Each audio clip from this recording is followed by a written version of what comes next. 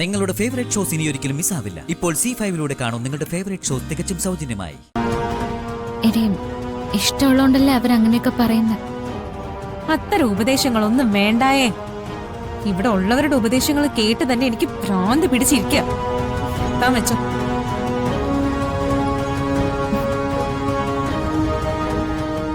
നാളെ പിറന്നാളല്ലേ?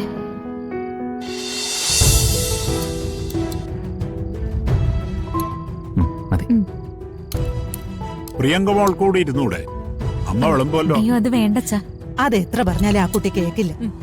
എല്ലാവർക്കും വിളമ്പി കഴിഞ്ഞിട്ട് പത്മിനിയോടൊപ്പം കഴിച്ചോളാന്നാ പറയുന്നത്.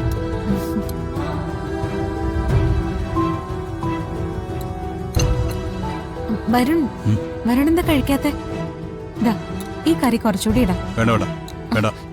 കഴിക്ക്.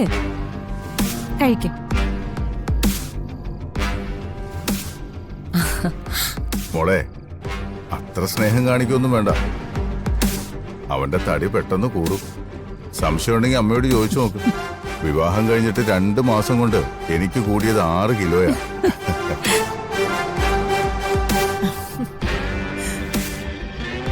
സ്നേഹത്തോടെ അടുത്ത് നിന്ന് ഒരാൾ വിളമ്പിയ അറിയാതെ കഴിച്ചു പോകും. എന്റെ ഭാഗ്യത്തിന് എനിക്ക് തടി കൂടിയിട്ടില്ല.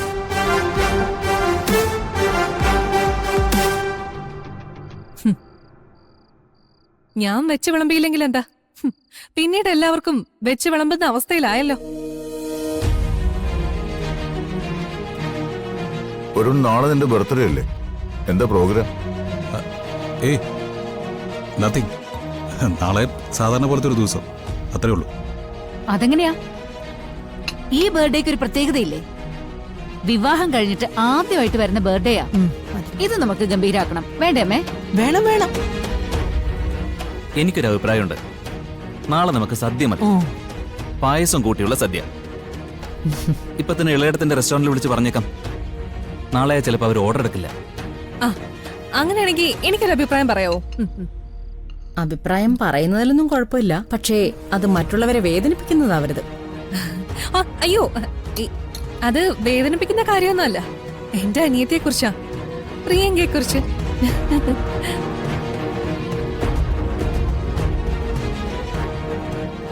മുത്തശ്ശി പറഞ്ഞിട്ടേ എനിക്കറിയാവൂ. നമ്മൾ പറയുന്ന ഈ ഇളയിടം ഉണ്ടല്ലോ, ആ ഇളയിടത്തിനെ അതിശയിപ്പിക്കുന്ന ഒരു പാചകക്കാരി നമ്മുടെ വീട്ടിലുണ്ട്.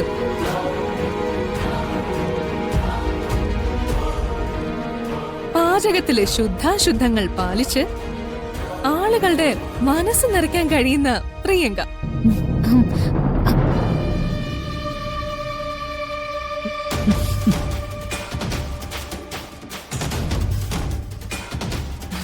പ്രിയങ്ക പാചകം ചെയ്ത് നമ്മൾ ഇതുവരെ ഒന്നും കഴിച്ചിട്ടില്ലല്ലോ.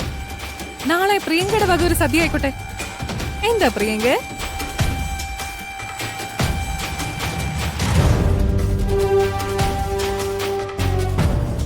അതെങ്ങനെയാ ഇത്രയും പേർക്ക് മോളെ ഒറ്റയ്ക്ക് സദ്യ ഒരുക്കുന്നത്? തനിച്ച് ചെയ്യണ്ട, നമുക്ക് എല്ലാവർക്കും സഹായിക്കാലോ. പക്ഷേ കൂട്ട് പ്രിയങ്കയുടെ തന്നെ ആയിരിക്കണം. എന്താ പ്രിയങ്ക മോളെ, ഇവരുടെ വെല്ലുവിളി ഏറ്റെടുക്കുന്നോ? ഏറ്റെടുത്തിരിക്കുന്നു. പ്രിയങ്ക മോളെ, മോളുടെ കൈപുണ്യം തെളിയിക്കേണ്ട ദിവസമാ നാളെ. അതോടെ ഈ സംസാരത്തിനൊരു അറുതി വരുമല്ലോ. പ്രിയങ്ക മോളൊന്നും പറഞ്ഞില്ല. ധൈര്യക്കുറവുണ്ടോ? ധൈര്യക്കുറവൊന്നും ഇല്ലച്ചാ. ഞാനുണ്ടാക്കിയിട്ട് എങ്ങാനും ഇഷ്ടപ്പെടാതെ വന്നാ? പ്രിയങ്ക ധൈര്യമായിട്ടുണ്ടാക്കുക. ഒരു കുറവുണ്ടാവില്ലെന്ന് എന്റെ മനസ്സ് പറയുന്നു. പേടിക്കണ്ട പ്രിയങ്കേ, എനിക്ക് പാചകമൊന്നും അറിയില്ല. പക്ഷേ നന്നായിട്ട് ഒരാള് പാചകം ചെയ്യുന്ന കണ്ട അയാളെ അഭിനന്ദിക്കാനും എനിക്ക് മടിയില്ല. വരുണിന്റെ പിറന്നാൾ നിനക്ക് വീണ് കിട്ടിയൊരു ചാൻസാ. നാളെ വരുണിന് ഞാൻ ആശംസകൾ പറയുന്ന പോലെ പ്രിയങ്കയ്ക്ക് ഞാൻ ആശംസകൾ പറയും.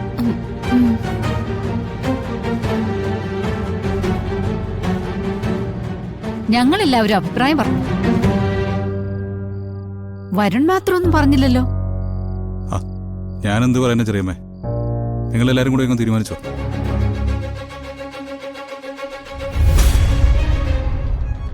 അപ്പോ അത് തീരുമാനമായി.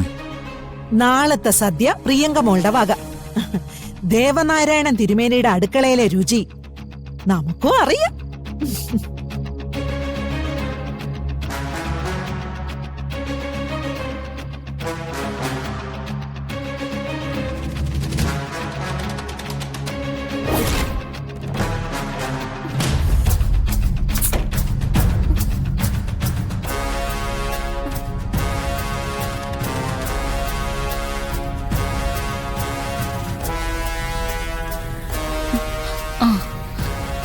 വിളിക്കാം.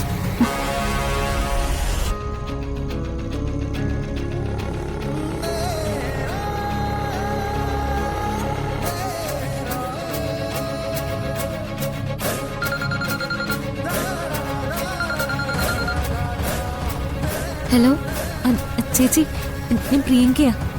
എന്താ മോളെ? നാളെ വരുണിന്റെ ബർത്ത്ഡേയാ. ആ അല്ല, അതെന്തിനാ എന്നോട് പറയുന്നേ?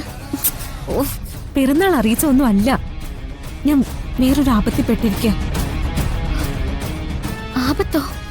എന്താപത്ത്? ഇവിടെ കുറെ രാക്ഷസികളുണ്ട്. വരുണിന്റെ ഏട്ടന്റെ ഭാര്യയും ചെറിയമ്മയും എല്ലാരും കൂടി എനിക്കൊരു പണി തന്നിരിക്കുക. നീ വഴക്കാണോ അവരുമായിട്ട്? ഓ, വഴക്കൊന്നും അല്ല. നാളെ വരുണിന്റെ പിറന്നാളിന് സദ്യ ഒരുക്കണമെന്ന്, അതും ഞാൻ ചെയ്യണമെന്ന് എല്ലാരും കൂടി തീരുമാനിച്ചിരിക്കുന്നത്. അയ്യോ, നിനക്കറിയില്ലെന്ന് പറയാറുന്നില്ലേ? എന്നിട്ട് എല്ലാരും കൂടി എന്നെ ചവിട്ടി പുറത്താക്കിയാലേ ചേച്ചിക്ക് സന്തോഷാവുമല്ലോ അല്ലേ? എടി, ഞാൻ എന്ത് ചെയ്തിട്ടാ?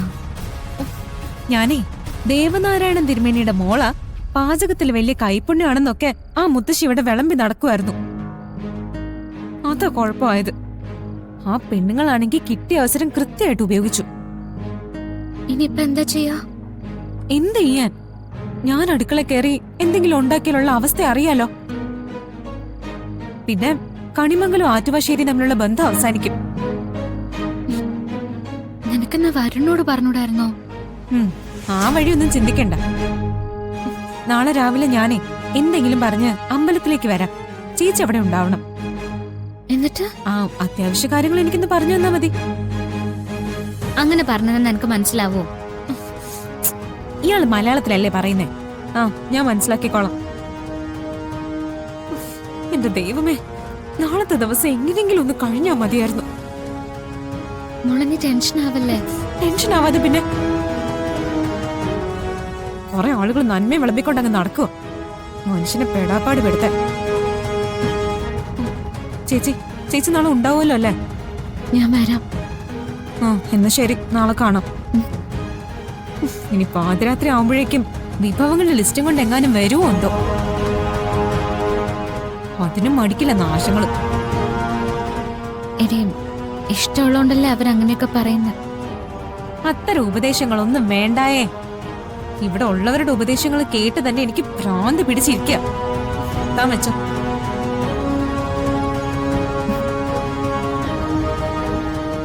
നാളെ പിറന്നാളല്ലേ?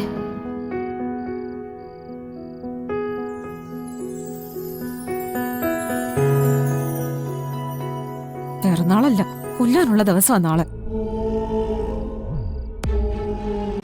ഡൗൺലോഡ് ചെയ്യൂ C5 ആപ്പ്. കാണൂ എല്ലാ എപ്പിസോഡുകളും സൗജന്യമായി.